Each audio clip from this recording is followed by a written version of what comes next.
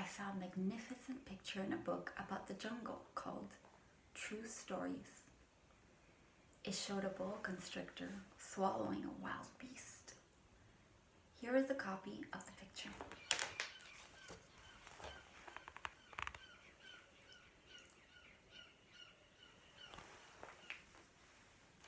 In the book it said, boa constrictors swallow their prey whole without chewing.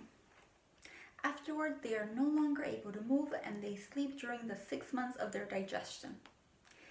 In those days, I thought a lot about jungle adventures and eventually managed to make my first drawing using a colored pencil. My drawing number 1 looked like this. That's the one at the bottom.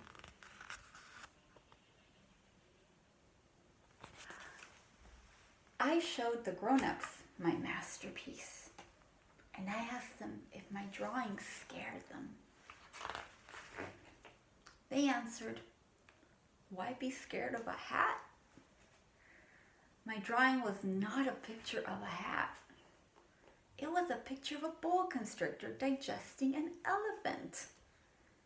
Then I drew the inside of the boa constrictor so the grown-ups could understand. They always need explanations. My drawing number 2 looked like this.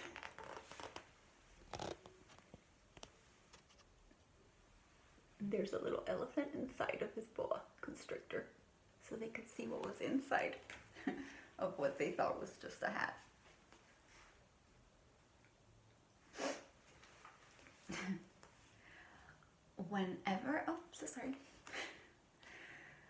The grown-ups advised me to put away my drawings of boa constrictors, outside or inside, and apply myself instead to geography, history, arithmetic, and grammar. That was the logical thing to do.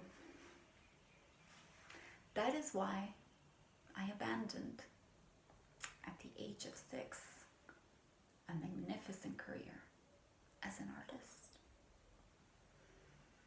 I had been discouraged by the failure of my drawing number 1 and of my drawing number 2. Grown-ups never understand anything by themselves, and it is exhausting for children to have to provide explanations over and over again. So then I had to choose another career, and I learned to pilot airplanes. I have flown almost everywhere in the world, and as a matter of fact, geography has been a big help to me. I could tell China from Arizona at first glance, which is very useful if you get lost during the night. So I have had, in the course of my life, lots of encounters with lots of serious people. I have spent lots of time with grown-ups. I have seen them at close range, which hasn't much improved my opinion of them. Whenever I encountered a grown-up who seemed to me at all enlightened, I would experiment on him with my drawing number 1, which I have always kept. I wanted to see if he really understood anything, but he would always answer, "That's a hat." Then I wouldn't talk about the boa constrictors or jungles or stars. I would put myself on his level and talk about bridge and golf and politics and neckties. And my grown-up was glad to know, such a reasonable person. So I lived all alone. Anyone I could really talk to, without anyone I could really talk to, until I had to make a crash landing in the Sahara Desert as I was flying, piloting, 6 years ago. Something in my plane's engine had broken, and since I had neither a machine nor passengers in the plane with me, I was preparing to undertake the difficult repair job by myself. For me, it was a matter of life or death. I had only enough drinking water for 8 days. The first night, then, I went to sleep on the sand 1,000 miles from any inhabited country. I was more isolated than a man shipwrecked on a raft in the middle of the ocean. So you can imagine my surprise when I was awakened at daybreak by a funny little voice saying, "Please, draw me a sheep." What? Did I hear right? Draw me a sheep. I leaped up as if I had been struck by lightning. I rubbed my eyes hard and stared. And I saw an extraordinary little fella staring right back at me, very seriously. Here is the best portrait I managed to make of him later on.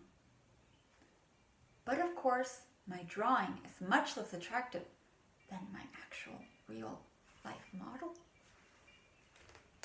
This is the portrait that he drew of the little fella, the little prince.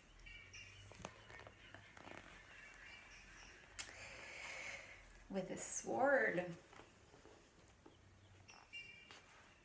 Very Aquarius. I think he was an Aquarius.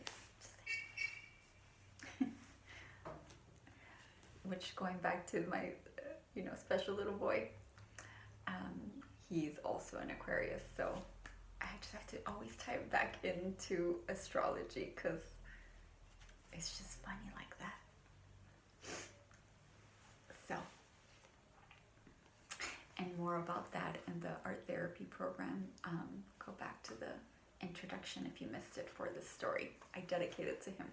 For his privacy, I'll leave the name out. And so, where were we? Let's see.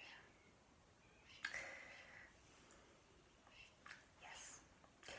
But of course, my drawing is much less attractive than my model. This is not my fault.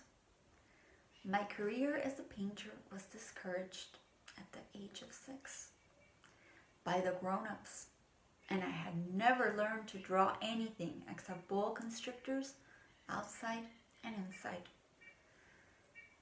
So I stared wide-eyed at this apparition.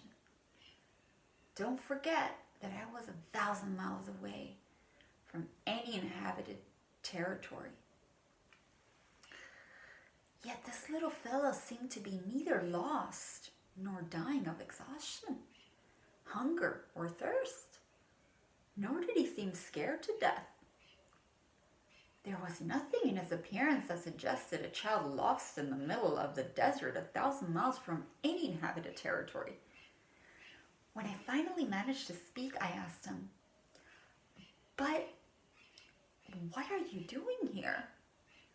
And then he repeated, very slowly and very seriously, "Please, draw me a sheep." In the face of an overpowering mystery, you don't dare disobey. Absurd as it seemed.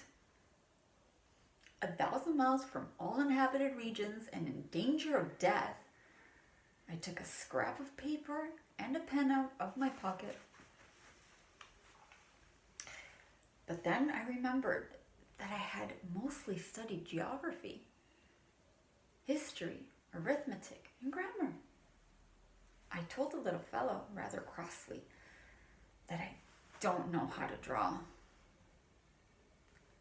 He replied, "That doesn't matter. Draw me a sheep." Since I had never drawn a sheep, I made him one of the only 2 drawings I knew how to make. The one of the boa constrictor from outside, And I was astounded to hear the little fellow answer, "No, no, I don't want an elephant inside a boa constrictor. A boa constrictor is very dangerous, and an elephant would get in the way. Where I live, everything is very small. I need a sheep. Draw me a sheep." So then I made my drawing. He looked at it carefully, and then he said, "No, this one is already quite sick. Make me another." And here, just to show you, are the different attempts he had of drawing the sheep that was requested of him. And this one looked a little bit sick to him. So he tried again. I made another drawing. My friend gave me a kind, indulgent smile. "You can see for yourself. That's not a sheep. It's a ram. It has horns." So I made my third drawing, but it was rejected, like the others. "This one's too old. I want a sheep that will live a long time." So then, impatiently, since I was in a hurry to start work on my engine, I scribbled this drawing and added this is just